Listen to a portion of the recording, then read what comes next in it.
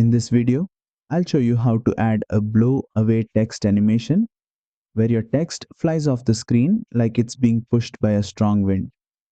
Let's go step by step. First, open your project in CapCut Mobile.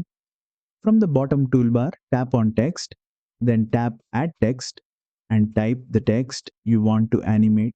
Next, go to the font tab and choose a font that works well for this effect.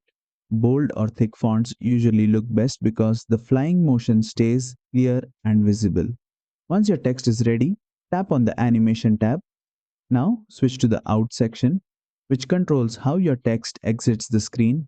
Scroll through the animations and select blow away. As soon as you apply it, you'll see the text break apart and fly away in a strong directional motion. To control the strength and speed of the blow away effect, use the duration slider. Drag it to the left for a slow cinematic blow, or drag it to the right for a fast and powerful exit. Preview the animation and adjust the timing so it matches the energy of your video. And that's it.